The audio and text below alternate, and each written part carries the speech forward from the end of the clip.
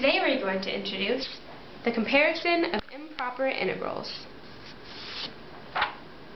If f of x and g of x are continuous functions, x is greater than or equal to a, and the function f of x is greater than or equal to 0 and less than or equal to g of x, we know that if the integral from a to infinity of g of x dx converges, so does the integral from a to infinity of f of x dx.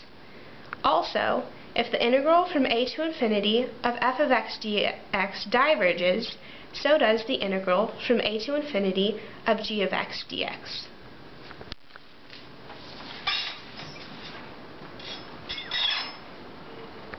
Now we're going to show you why this test works.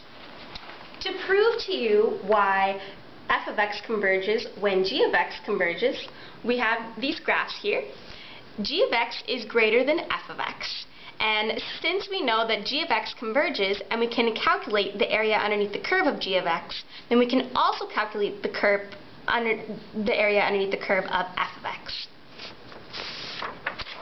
To prove why g of x diverges when f of x diverges, we see that g of x is less than f of x. If we know that g of x diverges and we cannot calculate the area underneath the curve of g of x, then we know that we can't calculate the area underneath the curve of f of x either, because g of x is within the area of f of x. So I bet you want to see an example problem. It's your lucky day. Here is an example. So, we're faced with the integral 1 to infinity 2 plus e to the negative x over x dx. This is an improper integral, so let's see if it converges or diverges by using the comparison theorem that we just went over. So let's look at 2 plus e to the negative x over x. When x is greater than or equal to 1, we know that 2 plus e to the negative x over x is greater than 2 over x, since e to the negative x is greater than 0.